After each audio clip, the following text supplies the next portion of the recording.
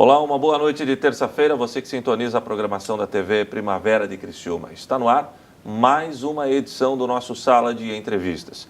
Sala de Entrevistas que semanalmente aborda temas relacionados ao cotidiano da nossa sociedade, seja em Criciúma, seja na região sul do estado de Santa Catarina. Nós, na semana passada, estávamos falando sobre um caso que acabou gerando um prejuízo enorme para milhares e milhares de pessoas que moram aqui na nossa cidade e na nossa região, que é o caso da Criciúma Construções. Eu convidei o advogado, o assessor jurídico da Associação dos Credores da Criciúma Construções e nós falávamos sobre esta situação que acabou atingindo milhares de pessoas, como eu já frisei. Número de contratos com a Criciúma Construções passam de 9 mil. Só que as pessoas envolvidas, com certeza, elas passam de 20, 25 mil pessoas. Que tem o cidadão que comprou o apartamento, mas tem a esposa, o filho, todo mundo acaba sendo atingido. Hoje nós vamos falar de um assunto que a princípio parece ser um tema, deixa eu criar aqui um termo para esse tema, individualista. Nós vamos falar de um caso que envolveu uma família, mas que se nós formos pensar ao pé da letra, ele acaba envolvendo todos nós. No final do mês de abril, Criciúma vivenciou com um crime que acabou servindo de estopim. Foi a gota d'água para o grito de sufoco da população para mais segurança pública, para um maior número de policiais nas ruas, para um sistema mais efetivo que de fato minimize ou, perdão, acabei me equivocando na palavra, que amenize o problema da segurança pública para a nossa comunidade. Doutora Mirela Perucchi foi brutalmente assassinada quando estava se aproximando de sua residência. No interior do automóvel que ela dirigia estava o seu marido, o hoje viúvo, também médico, doutor Jaime Lim, que juntamente com o pai da Mirela e com o tio da Mirela, que adotivamente, tio e pai do doutor Jaime também, eles acabaram levantando uma bandeira, clamando por mais segurança pública na nossa região. E aqui conosco, no Sala de Entrevistas, doutor Jaime Lim, viúvo da doutora Mirela. Primeiramente, eu gostaria de dizer que lamento muito o que aconteceu, foi uma situação que chocou a todos nós, e, como eu disse, acabou servindo de gota d'água, estopim para um grito que estava preso na garganta. A população clama por mais segurança pública. Seja bem-vindo à TV Primavera, doutor Jaime. Obrigado pelo convite e boa noite a todos. A gente está aqui à disposição de vocês. Foi realmente uma noite que jamais vai sair da mente do senhor. O senhor é um jovem, provavelmente o senhor vai passar um tempo, um ano, 2, 3, vai ter que tocar a sua vida continua, mas eu tenho certeza de uma coisa: todos os dias o senhor vai lembrar dessa situação, é uma coisa que ficou marcada para o senhor. Como é que é conviver com isso, doutor? Não, na verdade é uma coisa que a gente não supera, né? Tínhamos uma vida juntos, 17 anos juntos, então é uma coisa que a gente não supera, é impossível, né, seguir em frente às vezes. Essa história que se fala, doutor Jaime, a gente só cai a ficha quando acontece conosco, a gente pensa que nunca vai acontecer com a gente.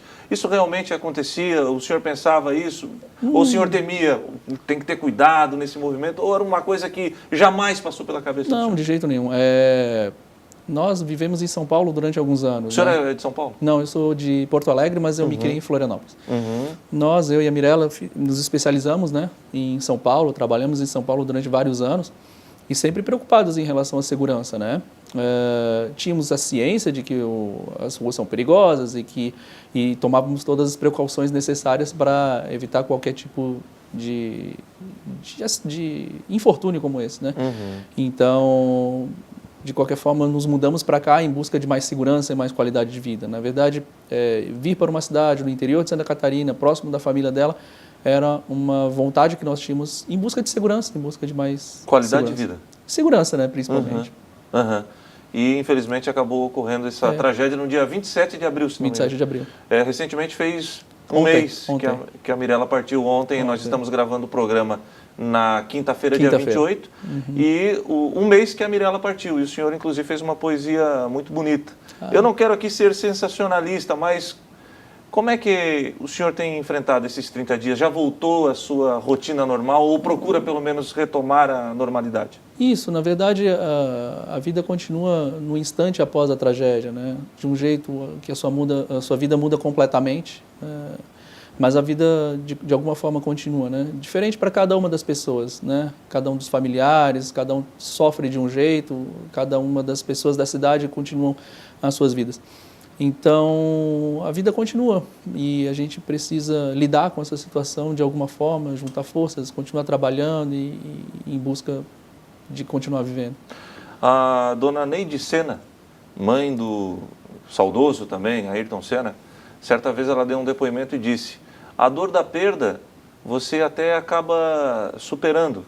O problema é que a dor da perda é substituída, ela sai de cena para que você comece a conviver com a dor da saudade. E aí é muito mais difícil. Ayrton Senna que praticamente, como a Mirella, perdeu a vida de uma forma brutal, né? Trabalhando, um acidente ao vivo para milhões de pessoas no mundo todo, acabou morrendo. Mirella também, voltando para casa, acabou sendo assassinada. Já passou a dor da perda para a dor da saudade? Olha, não sei se existe esse ponto de corte assim, né? Como a mãe do Senna Dona falou, Neide. né? A dona Neide falou. Não sei se existe assim um marco, um ponto em que uma dor deixa de ser sentida e é passada para outra. A dor é uma dor que fica, é uma dor que continua. Se alguém me perguntasse qual que é o principal sentimento que fica, é o da solidão, sem dúvida. E a solidão é uma coisa que a gente não supera, né? A solidão é uma sensação que fica conosco, independente de quem quer que esteja ao seu lado, quantos familiares, quantos amigos, a solidão sempre permanece. Pois não. O senhor tem muita raiva? Olha, raiva não é um sentimento que a gente deixa de sentir, né? Raiva, revolta... Indignação? São sentimentos que existem e devem ser sentidos. Talvez não importa muito o que você sinta, mas sim o que você faz com aquilo que você sente, né? E acho que isso talvez seja o mais importante, né? A atitude que você tem em relação àquilo que você está sentindo. Raiva é um sentimento que existe e a forma como você utiliza esse sentimento às vezes é mais importante do que o sentimento em si, né? Uhum. A dupla que cometeu essa tentativa de latrocínio, o roubo seguido de morte, ela foi rapidamente capturada pela polícia. Pela força da legislação, eu tenho que falar, foi apreendido. Pronto, falei que é menor de idade. E o outro cidadão foi preso, era um maior de idade. Isso ameniza o seu sentimento? Não, porque... Ou é indiferente? Não é indiferente de forma alguma. Até a gente sempre tenta parabenizar o trabalho da polícia. Eu acho que eles têm um trabalho exemplar, um trabalho de sacrifício, um trabalho que não é reconhecido muitas vezes. E o trabalho que eles fizeram foi excepcional no sentido de terem conseguido apreender os suspeitos. Justiça, bom, justo seria ter a Mirella de volta, né? Não existe outra justiça que possa ser dita. O que é justo, o que seria justo e o que é justo seria ter a Mirella de volta. De modo que agora nos resta esperar a condenação ou que eles sejam punidos e tudo mais, né? Uhum. Bom, eu precisei, nós conversávamos fora do ar e eu peço mais uma vez escusas, mas é um assunto que a gente precisava tocar, porque eu sei que machuca muito o senhor. Obviamente que é aquela história do quando você é pai. Uma vez um amigo meu me disse, olha, por mais que quando eu descobri que a minha esposa estava grávida, por mais que eu tente descrever para você o que é ser pai, eu não vou conseguir. Você só vai sentir quando você realmente tiver o seu bebê nos braços. E fazendo uma analogia, eu diria o mesmo. Por mais que eu possa tentar, eu imagino o que o senhor está sentindo, eu jamais vou imaginar, porque eu não passei por isso. Mas eu nem quero que ninguém passe, acho que esse é o objetivo, né? São situações injustificáveis, não tem razão para aquilo que aconteceu, e a ideia é que aquilo não aconteça nunca mais. E é por isso que o senhor está nessa luta. Porque muitas pessoas estão falando, eu não sei, o senhor já ouviu, inclusive em Facebook, eu não sei por que a mídia dá tanto espaço, porque o doutor Jaime e a doutora Mirella, eles gozavam de uma boa condição financeira, de uma boa condição social, morreu no centro, pronto, agora a mídia está falando. O senhor acha isso justo? É uma verdade isso? as pessoas tendem a falar as coisas às vezes sem refletir no que estão falando, né? E acho que se as pessoas parassem 2 segundos para pensar antes de falar, elas notariam que as pessoas que estão nesse movimento ou em qualquer outro movimento em busca de justiça, elas não conseguem mais esse ente querido de volta, né? A gente não, por mais que eu lute ou por mais que eu grite, a Mirella se foi. Então, o nosso objetivo, na verdade, é ajudar a população e ajudar a mesma pessoa que está aí dizendo essas coisas para evitar que isso aconteça com ela ou com familiares dela. Então, realmente, acho que se as pessoas parassem 2 segundos para pensar antes de falar esse tipo de coisa, elas veriam o contrassenso que é falar isso, né? De dizer que só houve tanta repercussão pelo fato de ela ser médica ou pelo fato de eu ser médico, ou nós temos algum tipo de condição socioeconômica melhor. É uma questão de refletir por 2 segundos aquilo que a gente fala antes de falar bobagem. Bom, eu relembro aqui 2 casos e que ganharam tanta repercussão na mídia quanto o caso da Mirella. Primeiro foi da garotinha Kennifer, já faz alguns anos, foi brutalmente estuprada e assassinada, e o corpo foi pendurado num alambrado de um campo de futebol, ganhou tanta repercussão, e os pais da Kennifer, moradores do bairro Boa Vista, se não me falha a memória, numa condição social, né? O seu Plínio, de Sara, recentemente, no caso da jovem Laís, que também foi estuprada e posteriormente morta, também ganhou tamanha repercussão. As pessoas, elas não gostam também, às vezes, de esse negócio de apontar o dedo, julgar também, acaba machucando de uma certa forma? Olha, esse tipo de comentário, na verdade, ele dizer que quando a primeira vez que a gente ouve, realmente é uma coisa que nos deixa algo revoltados, assim, né? Porque nós estamos em busca de uma melhor condição, uma melhor segurança para toda a cidade, né? E nós já sofremos o impossível, nós já sofremos o que nós não merecíamos ter sofrido e que ninguém merecia ter sofrido. E a gente está em busca de uma sociedade mais justa e uma sociedade mais segura. Então, o primeiro momento é um de revolta. E depois de refletir, depois de ler aquilo várias vezes, você acaba notando que a pessoa realmente não tinha refletido e talvez não tenha falado nada com o uso da razão, talvez, né? Eu prefiro pensar assim. Tá legal.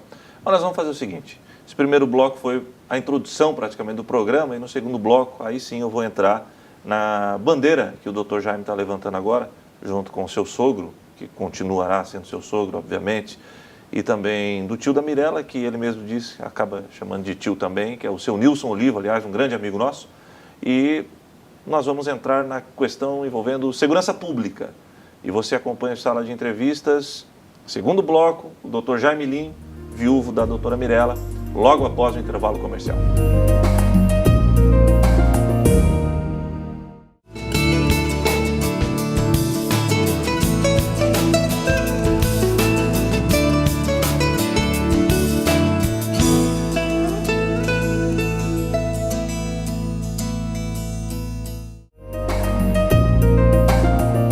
Muito bem, estamos de volta com sala de entrevistas, hoje entrevistando o Dr. Jaime Lim, viúvo da doutora Mirella, assassinada no último dia 27 de abril na cidade de Criciúma. Foi no bairro Michel, né, doutor? Foi. No bairro Michel. Foi, bairro Michel. Praticamente ali, Michel, Comerciário, aquela região. Exato, entre um bairro e outro. Tá bom. Doutor, bom, a Mirella se foi, o senhor, depois disso, participou, obviamente, do cerimonial fúnebre, né, das últimas homenagens à Mirella, mas já nos dias seguintes levantou uma bandeira, junto com o seu Nilson Oliva, que era tio da Mirella e seu tio também, por adoção, e o pai da Mirella, seu sogro, que são os mais ativos, pelo menos. Eu acho que deve ter mais gente na retaguarda, mas são os mais ativos. Definitivamente. Por que isso, doutor? Na verdade, no momento de dor e de perda, a gente até agradece a presença do meu tio, que desde o início tem sido extremamente atuante e tem conseguido dar a voz a todo o nosso sofrimento, desde do primeiro minuto e desde o início realmente. A partir do momento que as coisas começaram a se organizar um pouco, todo mundo sentiu a necessidade também de abraçar a causa e lutar por mais segurança na cidade. Afinal de contas, Criciúma foi a cidade que a Mirella escolheu morar, né? Uhum. E a gente abraçou a causa, não só o tio ou o pai ou mesmo eu, mas acredito que muitas outras pessoas da família Macarini, da família Peru, que têm um papel muito mais decisivo e muito mais atuante nesse sentido. Entendi. O que vai me convencer de que essa luta não é uma luta individual, pensando apenas na família e que é para um bem coletivo? Eu acho que o único fato que faz a gente pensar que isso não é uma luta individual é que o maior bem a gente já perdeu, né? Então a gente não consegue ter isso de volta. Tudo que a gente está fazendo após o acontecido é em busca de mais segurança para outras pessoas e não para a gente que já perdemos tudo. O senhor é um médico neurologista infantil? Isso. Jamais teve uma experiência na área da segurança pública? Nunca. E como é que o senhor enxerga atualmente a segurança pública da outrora pacata Criciúma? Olha, a gente fica um tanto quanto estarrecido, né? Porque enquanto a polícia faz um trabalho extremamente bom, eu tive contato com delegados, policiais, investigadores e que têm sido extremamente solícitos e até tenho que agradecer muito ao trabalho que eles estão fazendo. Ao mesmo tempo que a população e tanto os policiais que lutam por mais segurança esbarram nas nossas leis, que são muito permissivas talvez, nas autoridades que lidam com isso como mera estatística, né? E que lidam com esses assuntos como se a gente fosse mais um em uma centena ou mais um número numa porcentagem, o que deixa a gente extremamente frustrado, né? Porque nós definitivamente não somos bem representados, né? Uhum. E o que o senhor, como o senhor analisa, melhor dizendo, após a morte da Mirella, que eu repito, eu acho que essa mobilização toda não foi em virtude da morte da Mirella, eu repito, eu insisto nisso, a morte da Mirella foi a gota d'água, porque nós, o sul catarinense estava estarrecido já com outros crimes que vinham acontecendo, nunca houve tantos homicídios em Criciúma. Como é que o senhor enxerga essa mobilização toda da polícia, agora? A mobilização se faz extremamente necessária. As coisas só são conquistadas a partir do momento que a população clama por isso, não só do ponto de vista da justiça, mas do ponto de vista da educação, do ponto de vista da saúde. A partir do momento que a população se torna acomodada, a partir do momento que a população não grita por seus direitos, eles não são ouvidos. Eu espero que esse aumento no efetivo policial, esse aumento no policiamento da cidade continue, não seja uma coisa momentânea. A gente espera e a gente torce, eu torço por isso todos os dias. O que choca, na verdade, é que Criciúma, aparentemente, pelos dados que a gente tem, o número de homicídios ultrapassou o número de acidentes de trânsito como causa de morte nessa cidade. E os crimes anteriores a esse crime, e até mesmo crimes que aconteceram depois, fazem com que a gente fique cada vez mais estarrecido como Criciúma é uma cidade insegura. Recentemente saiu numa reportagem de que uma joalheria foi assaltada. No centro da cidade? No centro da cidade, em plena luz do dia. E o delinquente que perpetrou o assalto falou que veio para Criciúma porque Criciúma é uma cidade fácil e boa para assaltar. Isso é uma coisa que deixa Isso a gente... assusta, né? Assusta, deixa a gente revoltado, isso sim revolta muito a gente, porque como pode, né, uma cidade ter essa fama entre os delinquentes de que é uma cidade boa porque é fácil de assaltar. Virou o Eldorado dos criminosos. Eu espero não ter que dizer isso um dia, mas onde estão as autoridades que deixam que a cidade ganhe esse tipo de fama, né? Uhum. É uma situação que não é só desse delinquente da joalheria, caixeiros, que são os criminosos especializados em explodir caixas eletrônicos. Eles também disseram a mesma coisa, a gente está atuando na região porque é fácil, claro. Fácil, né? Essa situação envolvendo, recentemente em Araranguá também, na semana passada, o cidadão em casa, tinha um agricultor, R$35 mil, provavelmente dinheiro fruto do seu trabalho, os caras chegaram, 9 tiros na esposa do cidadão, levaram o dinheiro, enfim, está muito fácil para a criminalidade, né? Realmente acho que o coração de toda essa criminalidade que nós vemos hoje é realmente a impunidade, né? As pessoas fazem as coisas, não são punidas e as coisas ficam do jeito que estão.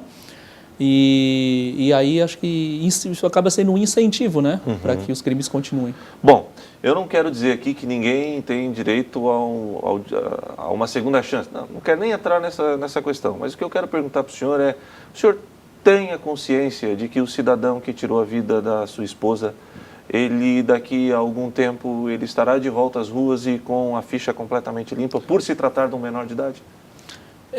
Na verdade, é possível que isso aconteça, né? E essas são as leis do nosso país, essa e outras tantas que deixam o povo de bem, o povo trabalhador, refém não só da segurança, mas nós somos diariamente massacrados por uma série de leis que nos tornam vítimas, na verdade, do governo que aí está. É uma realidade, é uma possibilidade que ele seja solto. Né? Qual seria a saída? A redução da maioridade penal ou a tipificação do crime? Já me perguntaram a respeito disso, eu não sou jurista nem advogado, nunca entendi, nunca estudei as leis para poder oferecer uma opinião refletida e uma ideia bem pormenorizada a respeito disso. Eu acho que, pensando um pouco mais a respeito disso, eu acho importante que pessoas sejam responsabilizadas por tudo aquilo que elas praticam. Sejam elas maiores de idade ou menor de idade, se elas praticaram algum crime, elas devem ser de alguma forma responsabilizadas. Outro tipo de reflexão que deve ser feita é a nossa reflexão enquanto sociedade, eu acredito, né? Da onde vieram esses adolescentes, qual a educação que eles estão tendo, qual o tipo de caráter que estão sendo formados. Se é necessário, às vezes, pensar também em planejamento familiar, do ponto de vista de que será que nós conseguimos, antes de ter filhos, será que nós conseguiremos dar o caráter e a hombridade que essa criança deve ter? Será que eu serei capaz disso? E se eu não sou capaz, se eu não me julgo capaz, será que eu devo ter filhos, ou 5 filhos, ou 10 filhos? E assim por diante. Eu acho que isso cabe como uma reflexão e talvez muito mais ampla, né? Bom, já que o senhor tocou no assunto reflexão, hoje a nossa juventude está sendo dizimada pela droga, mais precisamente pelo crack. Provavelmente eu não me inteirei da ficha dos cidadãos que acabaram cometendo crime com a senhora, sua esposa. Mas eu falo aqui como jornalista de inúmeros e inúmeros casos que a gente já cobriu, infelizmente. Eu tenho certeza que os dois têm ligação com o tráfico de drogas. O traficante hoje está cada vez mais buscando o jovem justamente por essa impunidade que nós temos. O senhor acha que uma política pública que dá uma assistência melhor para a nossa juventude, ou seja, evitar esse primeiro contato com traficantes, com o tráfico de drogas, oferecendo uma escola em tempo integral, planos esportivos, planos culturais, seria a saída? Eu acho que seria um dos, talvez difícil de conseguir fazer tudo isso que o senhor acabou de mencionar, né? Que todos os adolescentes ou crianças tivessem uma educação em tempo integral, com esportes, atividades lúdicas. Claro, isso seria extremamente interessante e talvez diminuísse um pouco. Eu não sei se isso é possível, né? Mas o senhor não acha que não está na hora da gente... Porque assim, fica muito cômodo quando você conversa com uma autoridade política e é muito complexo, isso vai demorar muito tempo. Bom, mas... sei lá, pelo menos a neta dos nossos filhos ou netos, eles vão ter que pegar um país melhor, se não seja para nós, mas para gerações futuras. Alguém tem que fazer isso um dia, doutor. Acho que isso é necessário, é uma coisa que já deveria estar sendo feita, né? Na verdade, é uma coisa que deve ser pensada de alguma forma, mas o que importa é que quando acontece alguma tragédia, milhares e milhares de reuniões são marcadas, pessoas discutem, teorias são postas na mesa, mas a atitude mesmo a gente não vê muita, né? A gente não consegue ver uma atitude concreta, isso é uma coisa que frustra realmente. A gente quer que as pessoas tenham atitude, que os nossos representantes assumam a responsabilidade e trabalhem dignamente, né? Perfeito. Deixa eu fazer uma pergunta para o senhor, a gente já está chegando no final do programa. Com relação ainda a crimes cometidos por adolescentes, o senhor acha que essa situação toda envolvendo CASEP aqui na nossa cidade, eles ajudaram, contribuíram de alguma certa forma por essa onda de aumento de crimes praticados por menores de idades aqui na nossa região? Acho que a legislação em si, que não permite que esses adolescentes sejam punidos, é uma porta aberta para que a criminalidade nessa faixa etária aumente, né? Sabemos que muitos adolescentes praticam os crimes e mesmo quando eles não praticam, eles assumem os crimes porque sabem que não vão ser adequadamente responsabilizados. A gente sabe também que criminosos de idade adulta, eles cooptam, eles aliciam menores para fazer esses crimes, já que eles não serão punidos, né? Seria, claro, extremamente interessante que a cidade tivesse um lugar para que essas crianças fossem adequadamente recolhidas e adequadamente punidas de alguma forma. Eu não sei te dizer em números, mas é possível que o fato de nós termos um centro de correção não provisória, não apto a receber esses adolescentes, interditado, fez com que muitos que foram presos fossem soltos e continuassem a perpetuar seus crimes. De qualquer forma, o adolescente que assassinou a Mirella, ele já tinha 11 passagens pela polícia, né? Então, não era para estar na rua, sejamos sinceros. Né? Exatamente. Essas pessoas não devem conviver com a nossa sociedade 11 vezes, ou seja, ele teve 11 oportunidades de ser reabilitado, digamos assim, pela lei, por quem quer que seja, e não se conseguiu, né? E ele fez o que fez. O senhor tem medo de andar na rua Muito, nossa, muito. Já tinha antes, agora tem muito mais. Não é mesmo? Ainda mais aqui em Criciúma, acho uma cidade extremamente perigosa. Completamente. Eu não me Acabou sinto a tranquilidade, né, doutor? Já não tinha antes. Criciúma não é uma cidade segura. A gente sempre ouve histórias de roubos, quando as pessoas vão para a praia, as casas são assaltadas ou roubadas durante o veraneio. Então, Criciúma não é uma cidade segura. Tá bom. Doutor, muito se fala, estourar um pouquinho o tempo aí, eu peço para a direção liberar, porque o assunto ficou interessante. Mais um minutinho só. Grande problema. Todo mundo está falando do caso da Mirella, falamos até pouco tempo atrás do caso da garota Vivian, e eu faço uma meia-culpa. Daqui a 4, 5 meses a mídia não fala mais sobre esse assunto. Por quê? Não tenho razão, não tem justificativa para que as coisas sejam tão efêmeras na nossa sociedade atual. A única coisa que a gente pode garantir é que em relação a isso, em relação à nossa família, a gente não vai enfraquecer. A ideia é que a gente está apenas começando. A gente vai em busca de uma cidade e uma Criciúma um pouco melhor. Tá bom. Doutor Jaime, eu agradeço. Eu sei que psicologicamente para o senhor deve ser difícil conceder uma entrevista assim, mas eu acho que é extremamente importante a gente levar esse assunto adiante. Eu agradeço e coloco a TV Primavera sempre à disposição para a sua família, a família Perucchi, e transmito o meu abraço a todos os familiares. Agradeço, e agradeço o convite e me coloco à disposição. Tá bom. Doutor Jaime Lim, viúvo da doutora Mirella, brutalmente assassinada no dia 27 de abril de 2015. Sala de entrevistas fica por aqui, mas a reapresentação desse programa, quinta-feira, 8h30 da noite, e no sábado, 8h30 da manhã. Obrigado pela audiência, boa noite e Deus abençoe a todos.